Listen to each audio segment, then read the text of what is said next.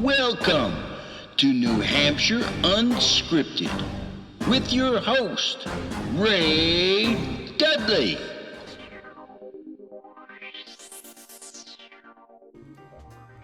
Hello. Hey, Karielle. How's it going?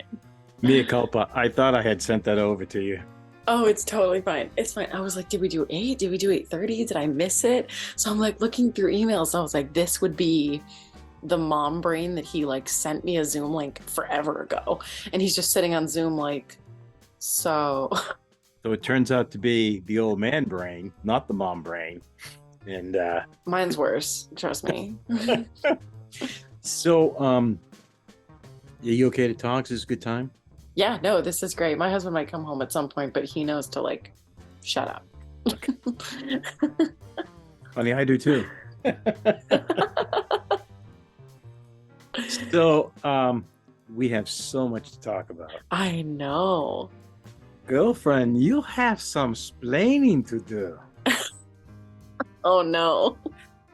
Am I talking to the dark side Karielle, or am I talking to the normal Karielle that I know and have learned to love? Oh well, keep talking. We'll find out. Okay. We because our last time we talked was a few years back. Yeah. So much has happened in your life since I've seen you. I mean, I didn't know you had a baby. I'm not even sure I knew you were married. I mean, minor things like that. Why don't you just kind of give a quick overview of how you've kind of gotten where you are, where you picked up your love for theater, if you have a love for theater, which I do, and then we'll get into, I have some major questions for you. Yeah, so where I'm at now, let's see, since last we spoke, I think the last time you and I sat down and did this podcast, I was still looking into like living in Ireland for a while, and was sort of, I would say, at the peak of my acting career in New Hampshire, where I was doing like 3 shows at a time.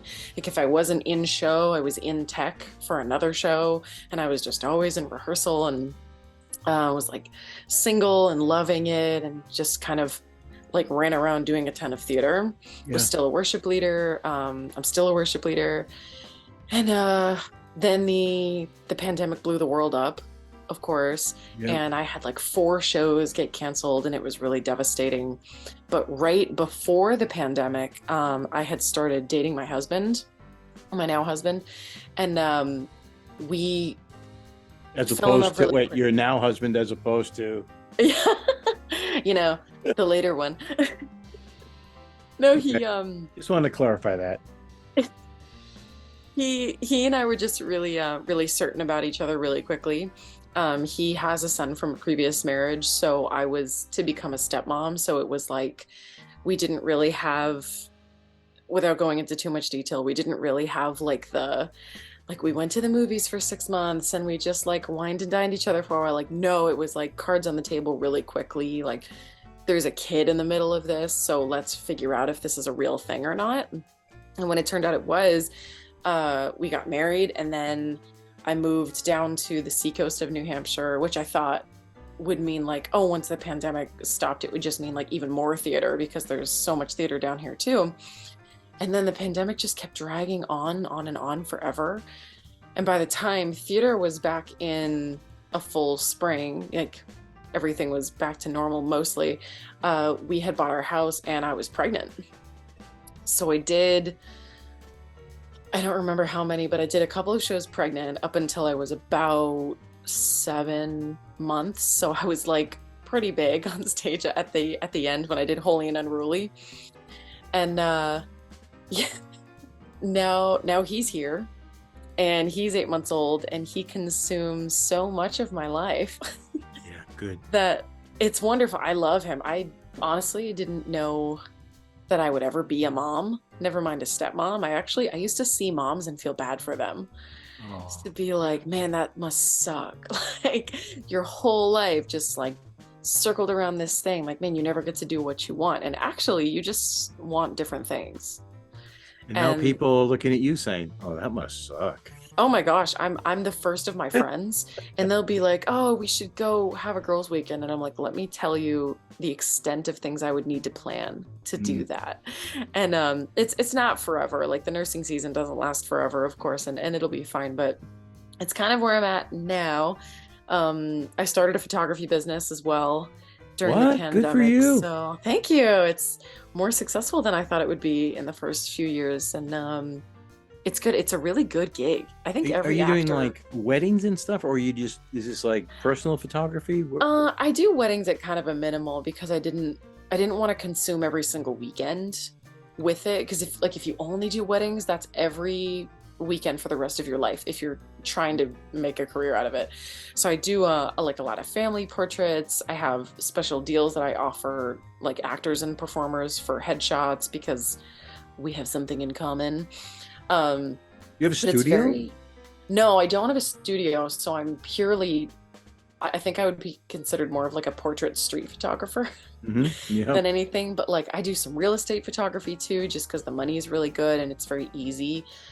It's funny because when people talk about actors, they're like, "Oh, you must be like a waiter or a bartender." Like that's the joke. Yeah. And the more I think, I'm like, that's actually a terrible gig for an actor because that's weekends.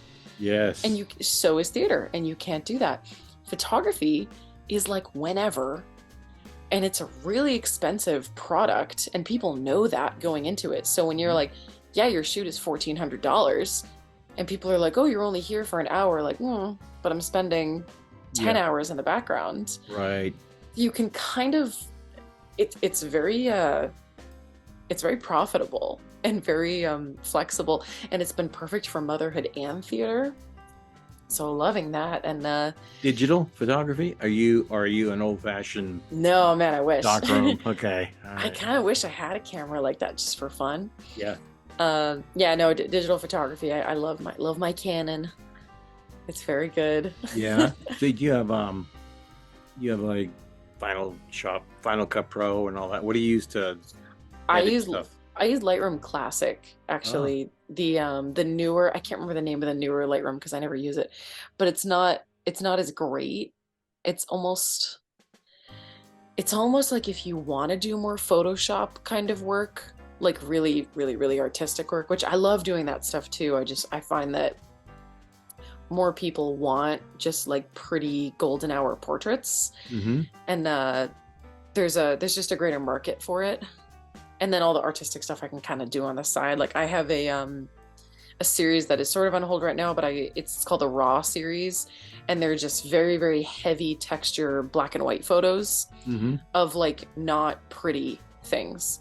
Like I have Like me. You take one of me. no, you're beautiful. I would never do that. That's why I've never hired you. As a no, but like my mom, I asked her if I could use her because I really wanted someone with a lot of texture in their skin, and she has like the freckles and she's smiled her whole life, so she's got like the crow's feet and everything. And I told her, I was like, they're not pretty photos. Like I'm not going to smooth you out. It's meant to be very high texture. And she like hated them, of course, but I was like, I think they look perfect. They look raw and beautiful, and it's got like the story of your life all over your face. I love it. And then I did a friend's stretch marks all over her belly when she was in like her third pregnancy. So like that was really cool. So kind of the artistic side blending in with it too. So it's What been are a you really hoping nice to do with outlet. those? They just kind of live on my mean, Instagram. You're throwing them up to Shutterstock? I mean, who takes those things? I looked at Shutterstock. No, I don't know. They're kind of just for me, I think, because sometimes they see family photos and I'm like, oh, the sunset is here, and yes, your teenagers didn't want to be here. Okay, great. And like, So it's, when you you know, so in your parties, you're like, hey, you want to see someone's stretch marks? yeah, Everyone but it's else- like, but like a mother looking at those photos is like, man, Yeah. I have those too. Like, or people with like wrinkles, like anyone over 50 is like I want them to see the photo and be like, that is raw. Like it's meant to be. Nothing's blushed out, nothing's photoshopped, nothing is meant to look flawless like the media would have us believe every photo has ever been. It's just Yeah. meant to be really, really raw. everything lately has been touched up or some way, marked up, and nothing's real. It's amazing. So that's impressive. Our produce isn't even real. Yeah, good point. Are you gonna like put them in an album someday and like hope to publish it as something? I mean, black and white is fascinating to me anyway, but I don't know. There's a couple of different avenues in the world of like you can kind of submit your photography to like platforms that other people will sort of look at it, like other photographers will comment on it. Like I'm trying to remember the name of one of them that I'm on. I can't remember what it's called, but it's almost like a social media for photographers where everyone just kind of shares their photos and people comment on it and they ask about your work and what camera you're using and stuff like that. So that's kind of fun. It's like a geek community site. It's for geeks. Yeah, totally. So that I share a lot of stuff there. Sometimes those websites too will have like little contests as well. It would be like, this magazine wants a random photo, so submit your photo and you receive payment for this. So like kind of throw some stuff in there, but there's like millions of photographers, like people that live in more interesting cities than me submitting pictures. So yeah, interesting. But so yeah, that's kind of where I'm at now. I'm itching to get back on the stage. I really am, but it's just a schedule that I'm not used to anymore. For someone to come to me now and they'd be like, we need you at the theater from 6 to 9, which really means 5 to 10 for the next 2 months, 3 to 4 nights a week. I'm like, man, I can't do that. Isn't that crazy, huh? Not right now. I just can't. It's okay. You're building a better life there. That's oh yeah. And I'm like months away from getting back into that, not years. Yeah. Are there things on your docket are there things like down the road that you are preparing for that people have already tapped you for? No. Well, Greg Parker just sent me the script for Alice Through the Looking Glass, which would start April of 2024. That would be an audition. He didn't offer me a role, so I would audition for that. But that I would love to do. My sister-in-law she owns a ballet company called Safe Haven Ballet, and she's been... Oh yeah, I go to ballet there. No, yeah, of course I've seen you. She does very big productions all the time, and she loves to have actors and narrators, and I've done some pantomime directing for her as well. That's been really fun, and she's extremely flexible too, because she's my sister-in-law and she knows where I am during the day, so she understands. But like Jack Neary. Do you know Jack Neary? I you know what? I know the name well. I hear it all the time, but I don't think I know him personally. He's a playwright, and he's also a director down here on the Seacoast, and he had asked me to come audition for a role in a play that just finished actually. And at the time I told him I just wasn't really sure about the schedule, and he was like, well, here's the thing, everyone's on stage pretty much the whole time, so nobody can miss a rehearsal. And I was like, see, that's a world I just can't sign up for right now. Days gone by. Yeah, so I think I'm probably looking at like fall. If I was gonna do anything, it would have to maybe start like late in the fall. Like maybe I'd think about, maybe I'll do Christmas Carol. I never do Christmas Carol. Maybe I will. You're the only one who's never done Christmas Carol. I know. I don't care for the show. If the world of theater can just shun me right now, everyone who listens to this, like, that girl. I heard this huge, what did you say? I could hear it in the background. I think it's just that it's so providential for theaters every winter because everybody wants to see it. But I think I've always been really in love with the Nutcracker. I felt like it's just a more like Christmas Carol is so heartfelt, and I love the change and the transformation of the character. It's awesome. Nutcracker is like magic. And that's what I want to see at Christmas time is magic. So I've always chased a Nutcracker show. And now that my sister-in-law does the Nutcracker every year, I'm just in it instead of seeing it, which is very fun. It's very fun. I mean, I don't dance, but I'm not on point. I don't do ballet. Two of us here. I don't do ballet either. So it looks painful. It looks really painful. Hell yeah. Dang. like Couldn't do. on your toe. I do not look good in a tutu, so it doesn't They're walk. tight, man. They're tight. I've helped dancers backstage with quick changes, and like a quick change in theater is like, hopefully your wig is on straight, right? Like you just throw it on, and costumers are like, you make that zipper as easy as possible, no buttons. No. In the world of ballet, there are these tiny little hook and eyes, and there's like 87 of them up their spine. And of course, it's like the tightest thing imaginable. So you're in the dark backstage, you have like 12 seconds, and you're like trying to put them together. Oh my God, I had no idea. No, and I've said to all the dancers, I'm like, why would they do this to you? Have What's they never wrong heard with of the Velcro? zipper? Did they invent the What? Velcro? And then sometimes something will break, and people will be like, use a safety pin, and you're like, you can't, because if the men are lifting the girls at all and the pin slips, it's too dangerous. The world of ballet, my gosh, it's totally different. Totally different world than theater. Like, Amazing what's out there. it's so weird. It's almost like I've been in that world more than the theater world the past few years. Ooh. And it's so different. Like I think the first time I said break a leg, they were like, no, the term is married. And I was like, why is the term, have you ever heard that term, married? No. It's literally French for shit. And it's Okay. because it means, I am so glad I got out of bed today. I know, right? I guess it means in like London or wherever, when ballet was, the thing to go to, married was a wish that you would grant to other dancers, hoping that a lot of carriages would be out front and a lot of horse-drawn carriages would come. So if there were a lot of horse-drawn carriages, there was a lot of poop on the ground, which meant a lot of people were coming to see the show. So the wish is that, like, we hope there's lots of poop on the ground out there, meaning there's a huge audience for you, which is so funny because break a That's leg insane. is totally different. Yeah, you think? Okay, that's It's very funny. So the first time, so now people are like, married. I'm like, this is hilarious. You're all just, everybody find some poop and it's going to be a great show.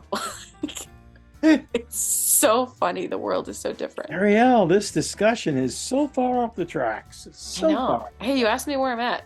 I That's where I'm did. Yes, I did. I stepped in it, didn't I? Just Anyway, so we did a Okay. project. Well, thank you for that introduction to your life. You're so welcome. I Everyone feel must so be good that I've overjoyed. caught up now. Aren't you glad you asked? Yeah, I think I am. Yeah. Karielle, Mhm. you wrote a very interesting play.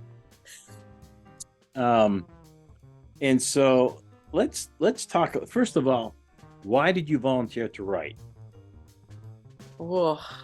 Aaron's persistent, for one. You're gonna blame him for this? Is that where we're going? No. I love that man. I I know. love him so much. I love his heart. I love his face. He's just great. No, Aaron asked me a really long time ago, like over a year ago, and his original ask was if I would be interested in acting. Of course. And then I had a baby. So he asked me about writing. I was like, and I wrote a Facebook post about this the Saturday morning that it was going to perform in my nostalgia. I was writing that a college professor when I don't remember how long, I think I was a sophomore in college, maybe a junior. She had approached me and we had been exchanging emails about something, and it was of enough relevance that I was like trying to be very professional in the emails. So I was writing professionally to her, and she stopped me in the hallway a couple days later and she asked if I'd ever considered writing. And I said, no, I've never considered it. And then it's just because I was so scared, like a little sophomore in college. I'm like, I have no idea what I would write about. Nobody would read that. What would I have no life experience. No one cares what a 21-year-old thinks about anything, which isn't true. But so I just never did. And then my senior year, we did this comedy sketch thing in college but I don't even know how much writing I did. I think I did more directing for that than anything else, and some acting. So I just had never really done it. And selfishly, I just wanted to do some theater so badly. And I was like, even if it sucks, this would be like something fun to do in the theater world. That would be great. So I was like, yeah, you know what? I'll write. And I was like, okay, I'm probably gonna have from the time the baby goes to bed until I need to go to bed to actually write. So I wrote my play in like 5 hours because I didn't have 24. Are you serious? 5 Yeah. hours? Yeah. My husband was actually away on a trip and he flew in that afternoon. I picked him up at the bus station, drove home, handed him the baby, and I was like, you have to put the baby down and I have to start writing. And that was at like 6 o'clock. And I finished, you know what? I finished at like 9:30. It was like 4.5 hours. Holy Toledo. So, I'm going to back up just a little bit. You said that you would be happy to write a play about a subject you actually did not know what would it be about at the time, for actors you did not know would be playing in it. And so how did you find out what your prop was and the line, and when did you find out who was going to be in it, who your cast was? So at the orientation that we had Saturday morning at the Hatbox when everyone was all together, we like drew a card, and I don't remember exactly what the system was in Aaron's head, but we drew a card and that assigned us how many actors we would have. So I was assigned a 3-actor play, and then they told us what the line would be, which for this was you have to start somewhere. And there could be anything before that, after that, but those words have to be in that order somewhere in the script, which I thought was so cool because that's very, very neutral. Anyone could use it anywhere. And then we were assigned actors. He ran around with, you remember, he ran around with like the hand of cards, and he told us to pick one, and it corresponded with the card that we picked in some way, like it was like a black card or the same suit or whatever. Yeah. And then those actors were assigned to us.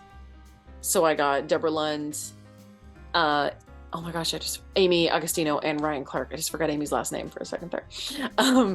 So I got those 3, which was not at all the kind of cast I was prepared for, because Deborah I didn't know at all, but Ryan and Amy, both of them were like very high volume, very high expression, comedic actors. And Amy I think is pretty much anything, but Ryan I would consider comedic. And then Deborah had described herself as like had gone to like a version of clown school and stuff. I'm like, great, so we're writing a comedy, love it. I didn't know I was going to do that. I was prepared to write something of like sentiment. And then they revealed the prop table. Yeah, he just like lifted the blanket and there was I don't know, 20 items, and we could choose. So in my inability to do that for myself, I held my 8-month-old son over the table and just let him grab whatever he wanted. And I was like, that's what we'll work with. I'll just let him pick. He's like a human divining rod. Oh, yeah. It was great. I'm like, I can't possibly choose. Honestly, I was looking at the stack of books for a long time. I'm like, there's so many things you could do with books. Like they could kind of just be there or be super relevant. And it's, who knows? And then he, of course, grabs this bag of tennis balls, which is on top of 2 tennis rackets. And they were like, you don't have to use all the props, but at least something involved. So have to use the tennis rackets or whatever. So he grabs those and I was like, okay, I don't know anything about sports, so this isn't going to be athletic. That's for sure. And then found out Deb could juggle, which I didn't end up using at all. But whatever. So that's how it all came to be. That's not how it all came to be, because there's a story here that you are yet to write that I never thought was good. Me neither. I'm like, are you seriously? Karielle wrote it? I know. Karielle. She would never write this. This cannot be. What dark side has this come from? So somewhere along the line, your vision, your author's vision shifts gear here. Yes. How in the world did that happen? So I was looking at relationships for the actors first, and I was like, okay, let's see. I'm like, I think Ryan and Amy could very clearly play spouses. very clearly. Mm-hmm. I was like, okay, I can roll with spouses. Spouses is a nice and strong relationship, and it can play in a variety of ways. And I was like, they're so loud and they're so expressive as actors. I'm like, so what can they do? I was like, they can fight about something. I'm like, okay, so if they were fighting and then Deb's just there, is she a counselor? And I'm like, well, then I have to write conflict and resolve and like a marital conflict. I'm like, that could get heavy really quickly, or like a little bit too dark of a comedy. I'm like, I don't really want to go that route. I was like, plus where the tennis balls fit in. So I had all these ideas and I kept getting stuck on the tennis balls. I was like, I don't know how to use them. I don't really want to use the rackets for anything because it just suggests sports and I don't know. I'm like, so what can I do? I was like, what's a tennis ball used for if not tennis? Yeah. I was like, who else uses a tennis ball? I was like, dogs love tennis balls. I'm like, what can we do with a dog? Okay. So then I just started thinking about it. And I honestly, I can't tell you when the inspiration actually struck. Yeah. Yeah. Or, is this before you were doing in drugs, or is this like... Let me see. The LCD kicked in at about... honestly, I was driving home. Tennis balls. Yeah, right. Exactly. I'm like, let's see. I was just at home, just fiddling with them. Like, what could I use these for? You're killing me. I thought about dogs and I was like, if I'm not going to have a dog, where would there be a dog eventually? I'm like, can't do it in a park. Park is cemetery. And I kept thinking about them like ending up in the wrong place at the wrong time. Like some kind of comedies of errors. That's what it had to be in my head. So I landed on dog training. And I was like, wouldn't it be funny? Yeah, I was like, wouldn't it be funny if they ended up at a dog training, but they didn't mean to be there? And I was like, well, how would that work? And then it settled into like, what if only one of them didn't know that that's why they were there? And I'm like, well, if they're at this dog training and one of them knows what it is, what does the other one think it is? And then I guess I really missed my husband. Dark Side Karielle comes out. I mean, my husband had been out of town for like 4 days. It's possible I was just feeling it. And I was like, you know what? We're going to get like the tiniest bit dirty. And that's okay because I'm married. It's fine. I'm inspiring others. You're killing me. You're killing me. Oh my gosh.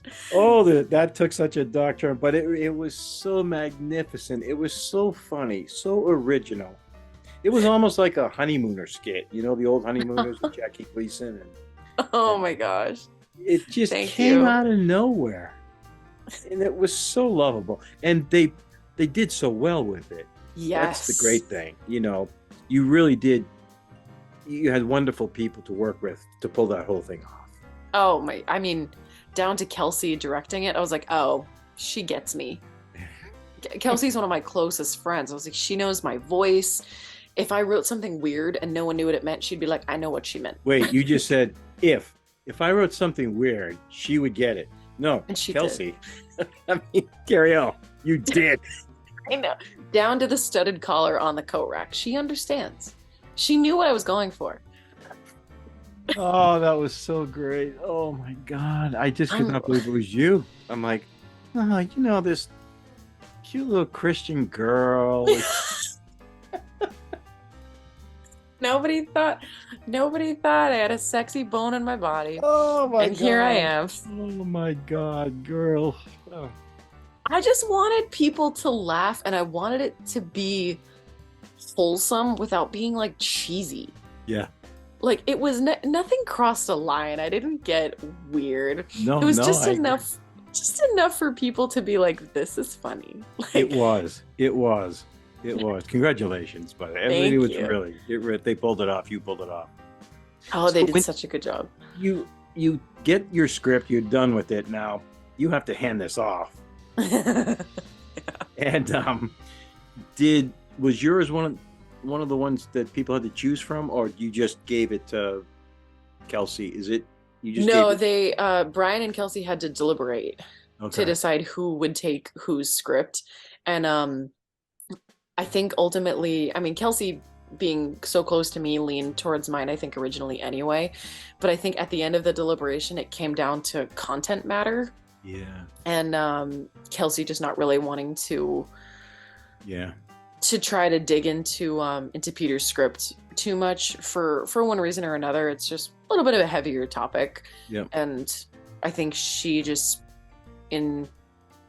just wanted to have the comedy, which is fine. And she felt that Brian, being a strong director the way that he is, would enjoy Peter's script and digging into it that way. So she kind of had that as her argument too, that she was like, I think she was pretty straight. She's like, I would enjoy directing this one. I would not enjoy directing this one. And that's just how it is. And Brian was like, okay. So it's very easy. Was she in contact with you during the rehearsal process? Yes. Yes, down to she texted me and sent me a picture of a wall of dog toys, and she said, so which one of these do you think looks most like a sex toy? And I was like, this has never been the conversation I thought we would ever have in my life. Oh, you think so, huh? So I'm like circling them on the screen so she can see. This is like some subreddit in the dark web that... I know. And you have to know, Kelsey's the woman who led me to the church. Yeah. Like, she's the one who invited me to church. And now she and I are like, so which one of these is a sex toy? Oh my God. And we were like, is it weird that we don't know? Shouldn't we know? But we don't. As married women, shouldn't we know? But we don't. And I was like, this one's ribbed. This looks uncomfortable. Or like, we don't know what to say. Oh my God. So it was so funny. And then the back and forth, but no, she and I were in communication, and she would kind of ask me what I thought of like her approaching something maybe differently than I thought. Like, she would call me and be like, what do you think about XYZ? Like, does that take too much away from what you were intending? I was like, no, it didn't, first of all. And I also kind of thought that, like, I don't know that it's even my place, because I almost want to see what you'll just do with it. Like, Ryan's approach to the character was actually very different than I had voiced him in my head. Oh, interesting. Because it just seemed so natural. It seemed like it was perfect. Like, watching it, I'm like, oh yeah, of course, Oh yeah, he was the Jackie Gleason all the way. I thought he was great. It was such a nice approach, because he's meant to sort of. Well, okay, let me say, he approached it with like a nervousness. Like, he wasn't quite sure what to expect, and his character assumes that he's going into something totally different. And I had written it sort of as like a bravado. Like, he's like, oh, I got this. This is such a good idea, babe. I'm here for it. But instead he was just like, okay, let's see about this, which I thought was so much nicer. Yeah. Because it let him panic a little bit sooner when he was like, why does she have a leash? Yeah. I was so confused. Yeah. He had an innocence to his character that like was betraying him all the time. As she was pulling him deeper and deeper in, and he's getting more and more confused about what the hell is going on here. I know. Oh my gosh. He did such a great job. Amy did too, but he did and the accent that Deborah had. Did she tell you where it came from? No, I had no idea, but it just came out of nowhere, but it worked. She told me a little bit. I guess I won't say in case any of these relationships come up and her friends are listening to the podcast. Okay. But she did pull it from someone, and an anonymous sort of figure in her life, and she's describing this woman to me, and I was like, that is hammer on the head. Like, that is perfect. And it was funny because it sort of sparked the conversation about, like, isn't it weird how you meet really annoying people in your life and you're like, I'm gonna make a character after you someday. Because, like, careful, you're gonna end up in a novel. I got this friend who's gonna write a play that she doesn't know about, and it's gonna get dark and weird, and I'm putting you in it. People don't know. Did you get to see any of the rehearsals, or did you No. the production did you see even the tech? No, I didn't see anything. I didn't see the set, the costumes, the props. I didn't see any rehearsal. I wasn't cued in on anything. The only thing that I knew about was, or really that I got any communication about in detail, was the very first rehearsal, where Kelsey told me that she pulled everybody in and she said, we only have so much time. I don't want to have everybody spend all this time trying to make really strong character choices and then like flip-flopping them for 3 days. Because in any other play, you'd spend weeks on character choices and then you would finally land on one. And instead, she put the actors up there after just reading it through at least once. And she said, I told them all to make the totally wrong choice. Do something totally wrong, like something this character would never do, just be totally absurd. And she had them do it a few times, and by the end they had all made character choices, really strong ones. And I told her, I think I learned this in a masterclass years ago. It was like, I think the term for that is actually Italiano, where you try the scene 100 times bigger than it ever needs to be. Like, instead of being like surprised that someone walked in a room, you would like flip a table and destroy the set because you're like, I didn't know someone was going to walk in the room. And it makes the director it gives the director an opportunity to like pull you back a little bit. Interesting. And she was like, I didn't know there was a term for it. I'm like, that's the only term I've ever heard.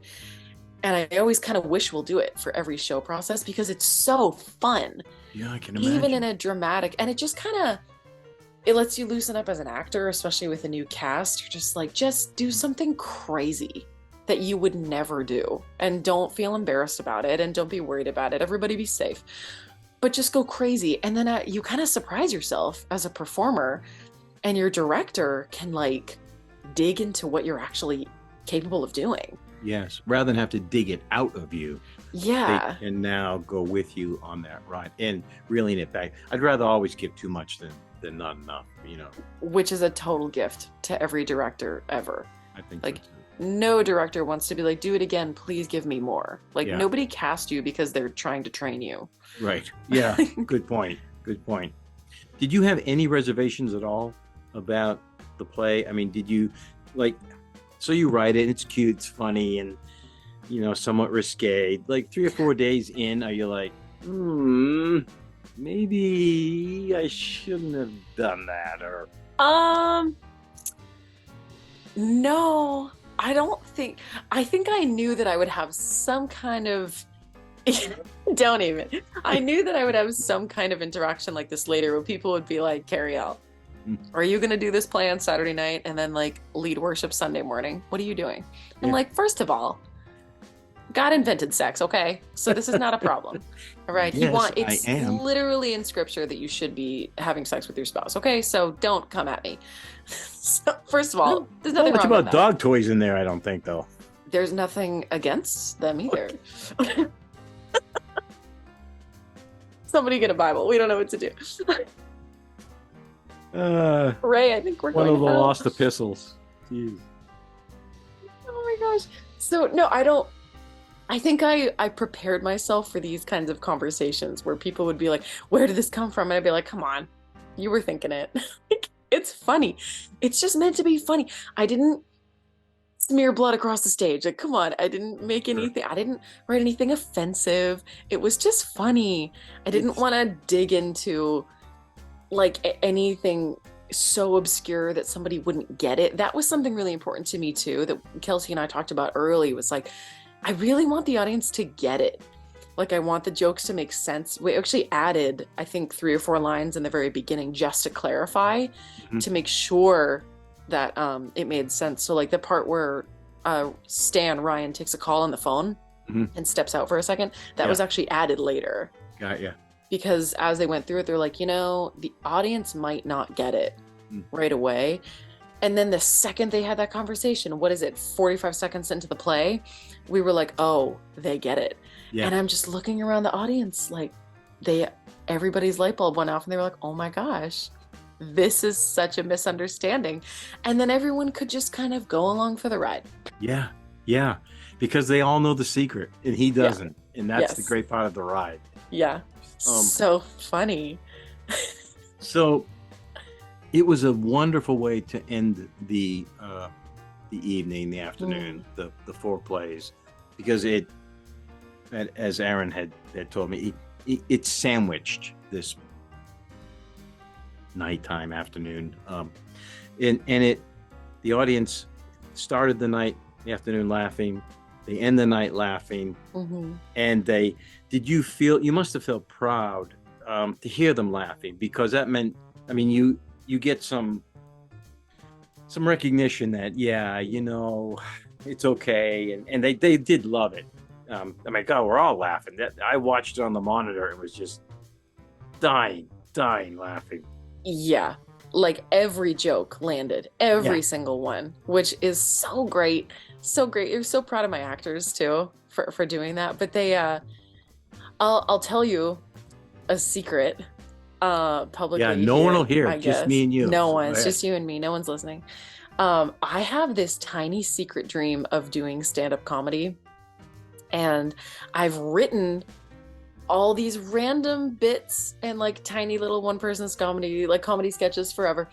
And my husband is always like, you got to do it. You got to just do it. And I'm like, but I have all these random jokes and I don't know how to string them together into a comedy act. He's like, comedians just jump topics. It's not a big deal. You just do it all the time. But I've never been able to do it. I've never taken the time. And the fear, and I've said this to my husband too, I'm like, the thing about when you do a comedic play, if the audience doesn't laugh, you as an actor can just be like, they don't get it. Who cares? I didn't write it. Right. And you can just move on. You just kind of brush it off. You're like, you don't have to be like, I'm not funny. People didn't laugh at me. Like, no, they didn't get the joke. And even if it's not true and you are not funny, you can still brush it off as an actor. But like a comedian, if you get up there and they're not laughing, you're not funny. Yeah. The nice thing about, and I've said this before too, about like putting on a comedy act like at a comedy club or something like that, is people came here to laugh. So they probably will find the humor. So I probably should just try it someday. But this show and some of the jokes in it were like a little bit of me like just kind of dipping my toes into the comedy world. Or I'm like, am I funny? And all these jokes were landing. I was like, oh my gosh, I am funny.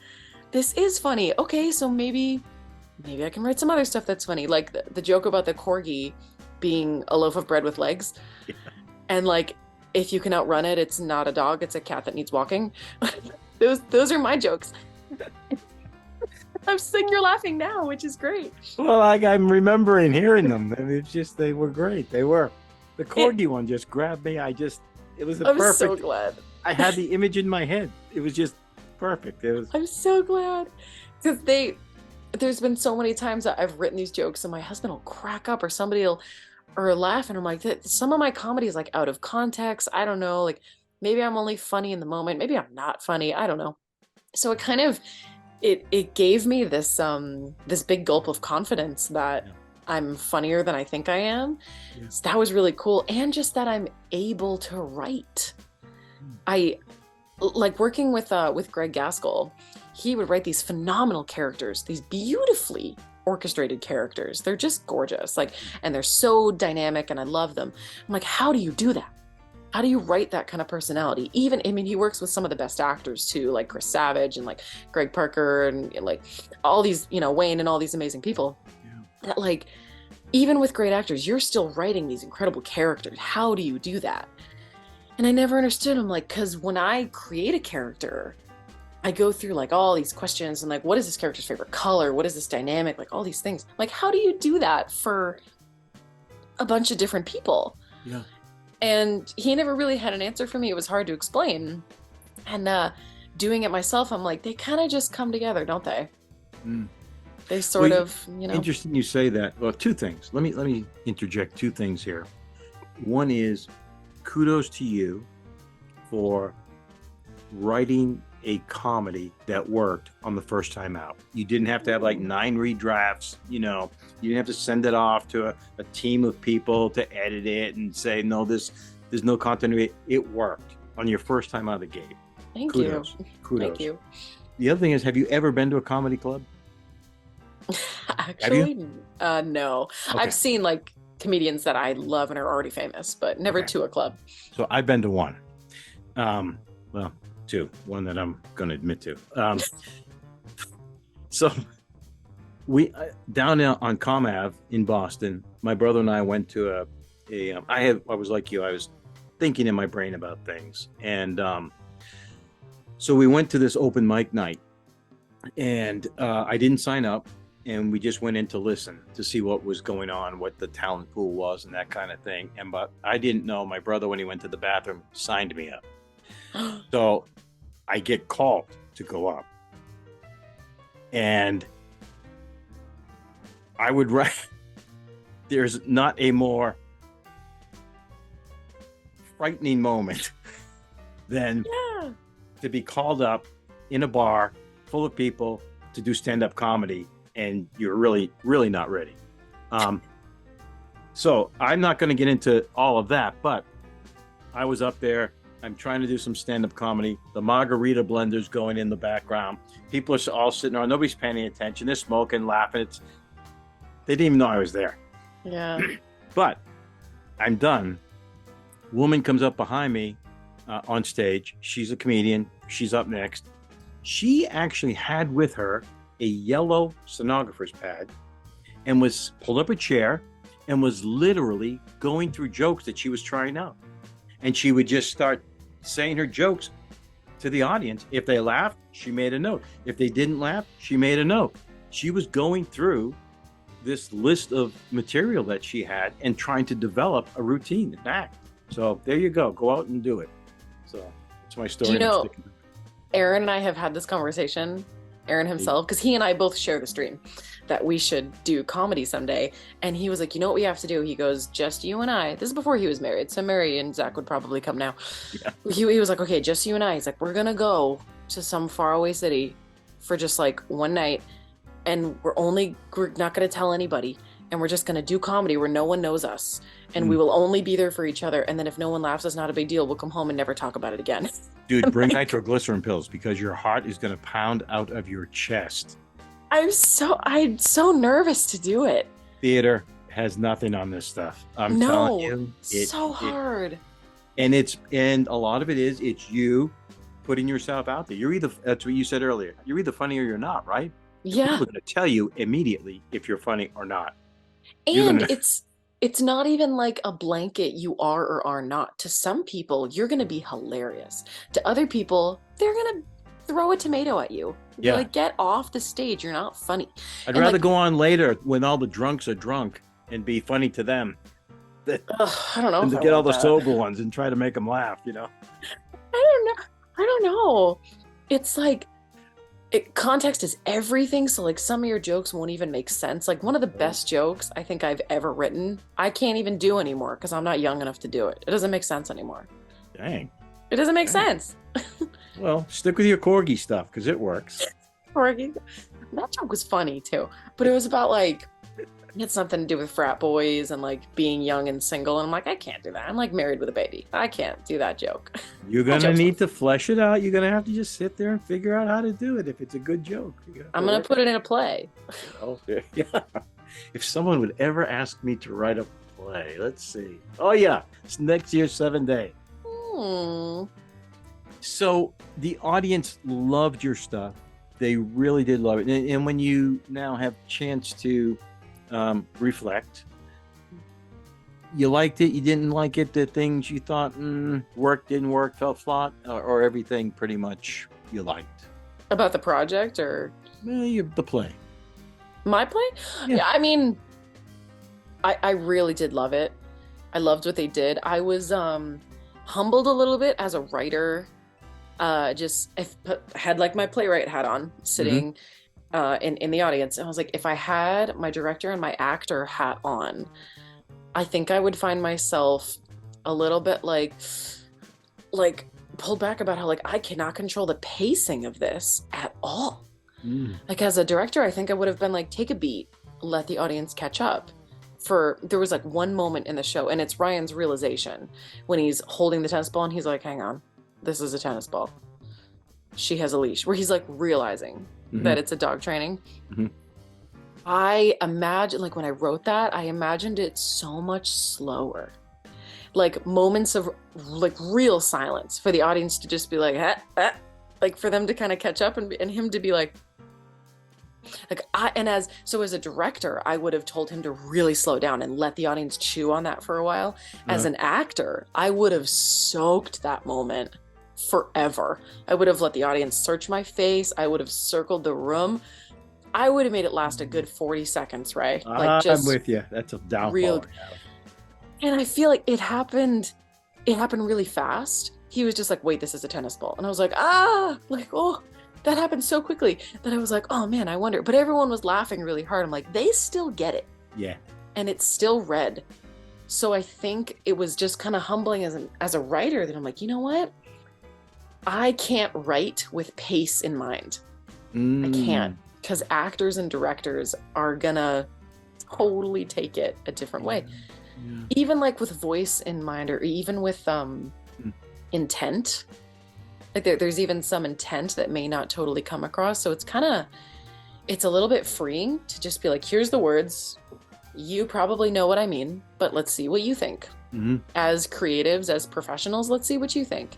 So it's very humbling, actually, to have your first work be like this, where you're just like, man, I have just no say in anything at all.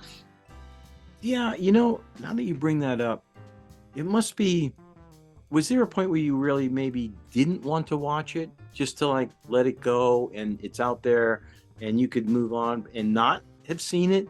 No. Because I can't imagine writers who write plays, obviously you can't go see every iteration of what people do, right? And no, there could be a dozen different Ryans playing it a dozen different ways. And I would want to see every single one. Oh, I totally would. I'll tell you, I almost didn't have childcare on Saturday. I was like, I'm not going to be the person that brings a baby to a play. I will not. Because don't do that. You hear me, audience? Don't do that. It's selfish. I know you want to see the show, but it's distracting. It's not good. Actors worked really hard. Don't bring a baby or a dog ever. But, well, unless it's a service dog, of course. But or like, a corgi. Could be or a corgi. They're real cute. Just butter them up. So I was like, I can't bring him with me. So I'm going through all these avenues. I'm like, who could babysit? My husband had his other son and they already had a thing they had to be at. And I was like, if I can't go, I'm actually going to be really mad. I'm like, because I wrote it and they worked so hard on it. I'm like, this feels like a career milestone and I'm actually going to be really angry if I can't go. Yeah.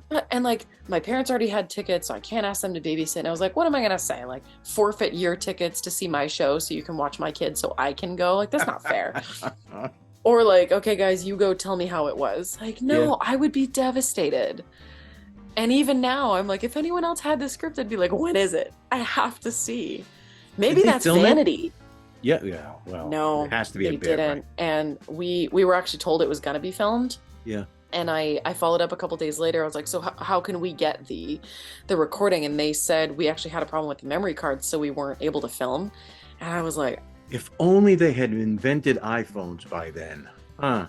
Yeah, and I said it too. I was like, man, I really wish something was said, because I would have recorded that. I would have deleted every picture on my phone to record that. You just gotta get your camera out and just put it on a stand in the booth. Well, and in hindsight, my professional camera takes video. I was like, I could have set up my own tripod. Yeah. And done this myself. Oh my God, I can't. But I didn't even think of it. I was trying to find a babysitter. Apparently no one did. No. So it wasn't recorded. And I think it was Aaron. He was like, on the bright side, we don't have any rights to your show, so you can do it somewhere else. I was like, that's fair. Yeah. I don't have a production company either, so. Andrew should somehow work a thing in there where they can film it, especially new works, because you got Donald Tongue doing all this new stuff that they've got, and there's like George Kelly and his group writing plays. Surely everybody wants to see their stuff, right? And they can review it. What? Yeah, doesn't Donald Tongue record his stuff though? I don't know. Obviously he's not using, I don't think, Andrew's equipment, right? I don't know if they have a way to do it. Do they? I don't know. Donald Tongue is a busy man. He's always got so much going on. I don't know what he's doing in the background. He's probably recording everything. He's like, I have record of everything. You would think, right? I mean, I'm surprised that wasn't a priority. We need to talk to Aaron about that for next year, because I mean, I would think you'd like a record of it, good or bad. I really did, and like my husband didn't even see it. He couldn't see it because of the childcare. My in-laws couldn't see it. I had a lot of friends that couldn't see it, and they were like, well, we'd love to have like a viewing party. Let's watch the recording. And then it wasn't recorded. I was like, bummer. You know, FaceTime, you can have live FaceTime. You could Zoom it. You could do I should have gone Facebook Live. Yeah. So many options, man. Skype, any of them? Just, Yeah, I think maybe in the future there could be discussion about like, if you want this documented, make arrangements. Yeah. Because otherwise everyone's kind of relying on, it's too much pressure for the Hatbox too. Like they're doing so much stuff already. Yeah. Why should they be responsible to record your play? Well, Like, yeah, I get it. But we could have a separate team that streams it. I mean, if people want it, again, Facebook Live. Come on. Yeah, I wish I'd done it. I really wish I had. It's disappointing. And now people are like, "Can I read the script?" I'm like, "Yeah, but it's not the same." No, hell no. Hell no, it's not the same. Yeah. You had to see it. It's all right. Yeah. It's the first year. It's something that's going to be annual. There's stuff that'll change all the time. All the time. Like somebody had the idea of using the same props every year, like the same couple of props, and then people have to find a new way to use it, which would be fun. And challenging. Yeah. Very challenging. Wow. That would be interesting. Are you going to continue to write now? Are you spurred on to? Yeah. Yeah. I think I am. I have this new note in my phone that has just ideas that I've kind of rattled off in the last few days. I guess it's only been days. So just the last few days just had like 3 or 4 ideas kind of pop in. I'm like, what would I write about? Because Michael Curtis asked me at the end, everyone had sort of left and we're just lingering, we're chatting, and he was like, if you were going to write something else right now, what would you write about? I was like, I don't know. Question. I don't know. Yeah. And I said, I've always wanted to be in a two-hander, and I was actually sort of hoping for a two-hander for this project because I just want to write one. Mm-hmm. And he was like, what would it be about? And I was like, I don't know. I was like, I'd have to write about what I know. I guess I'd probably try for sentiment, like the original thing. It's like, it would be interesting to write about like a woman such as myself who has gone through like the transitions of life, like going from kind of being raised up to like finding your career point and then choosing to be single for a while, then getting married and then becoming a parent. But then like, I don't know anything beyond that. So then I would just be writing sort of freely from there. I'm like, but is that sort of like been there, done that? Yeah, you know? I don't know. It can never be been there, done that in your instance because your life is different than everyone else's. Your track. It's true. So it's true. It would always be colored by your own personal experiences, which may or may not. I mean, obviously your life is different than somebody else's because I don't know many people who would have written a play that echoed dog training in that vein. Those are some boring people, Ray. You gotta meet some more people. Yeah, I think I will definitely write, especially in the next few months as I'm kind of not performing very much at all. I'm obviously not directing. I think it could be a great outlet for right now, even just to draft ideas. Yes. And then sort of go from there and maybe see if there's something that could be pitched for an upcoming season. I would be very nervous to pitch it somewhere where I'm not as known. Like at the Ring. I don't really know the Ring's producers as well as I know like the Hatbox. Like Hatbox, I mean, that orientation Saturday morning was the perfect example of like we all know each other. Right. And we've worked together and we trust each other so much that like even if something totally obscure came out of the woodwork, we'd be like, it's okay, because we know them. If you didn't know me and you read that play, you'd be like, this girl's a nut. And a phony. No, I'd be like, I want to meet this girl. Maybe you would be. But maybe like Brian Halpern, if he read that, he'd be like, she's crazy. Like, I don't even know this girl. People would be like, oh, she's a worship leader. Be like, no, she's not. Yeah, no, that doesn't come out of that for some reason. I never got that feeling when I saw it. The author must be a worship leader, I'm thinking. Yeah. And I'm like, oh, man. One of these things is not like the other. Ah, well. Okay. Anything else? Did you enjoy the experience as an actor? Did you love it? I did. I told Dwight, I talked to him the other day, and I told Aaron, but I started off just doing it because he asked.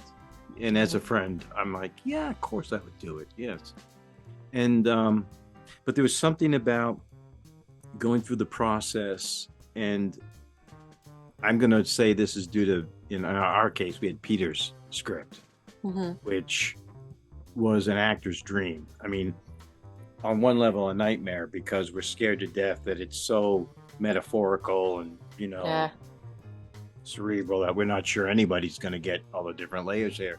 And so, because we got a chance to work together and collaborate on this piece, this beautiful piece, I fell in love with the week. I wasn't exhausted by the end. I was very happy and proud. Little concerned whether or not the audience would accept Peter's, hat being born and that kind of stuff, Yeah. So, but at the end, I was just glowing. I was so proud, so honored to have been asked and to be a part of it. Yeah. And I again, love that. well, like you had said, we knew each other, right? And it was, how often do we get to do that voluntarily? Usually we just bump into each other. Somebody happens to cast you and I together or whatever the heck, Right. It's just, random. But here we volunteered to do it. And it was just so great to work with people you really like and you appreciate their level of integrity and the level of craftsmanship that they bring to their art on all of those levels, the writing, the acting, the directing. I could not fault, there was no weak link there happening on all four of them. It was all four plays, it was just, and then I just loved watching them. Yeah. They all came off so well. I know. I couldn't have been prouder if I was Aaron, it was wonderful in my opinion. I had a great time. I was so proud of the actors. So proud of them. Like, that's hard. Some of them, yes, really 7 hard. days.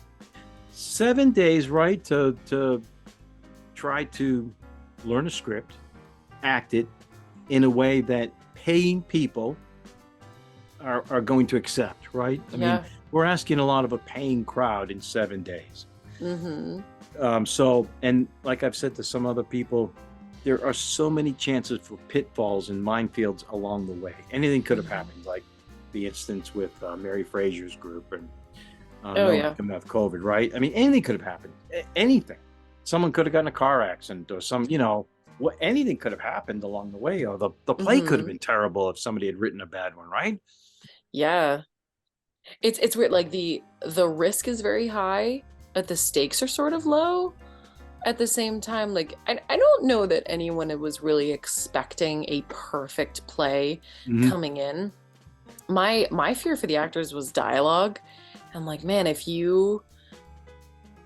something huge happens, you really forget something big. Yeah. It just throws the whole thing. Like Gary's play, you gotta hand it to Ian.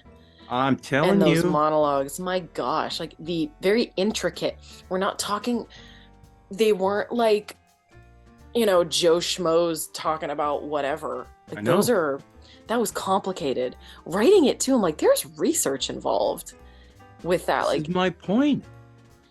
It's thank God everything was in the hands of the people who showed up, because if just random people, you wouldn't maybe know the talent involved. You might not know if anybody can even write. I mean, there was so many chances for things to go wrong. But Aaron, in his brilliance of going out and getting all of these people he knew and trusted, thank God it pulled it off. And I'll tell you what, you're right. Nobody was expecting, a perfect play, but it was. I'll be darned. Crazy. You looked at all four of those plays. It'd be hard to find a real hard an error anywhere in there. Some weak point. I don't think it could be done. To be honest with you. It was phenomenal. I can't wait to see it happen again, and I will absolutely be involved in some capacity next year because it was great. Oh, you have more dog jokes ready to? Oh yeah. We bought the toys. We got to use them again. Excuse me. All right, I'm gonna let you.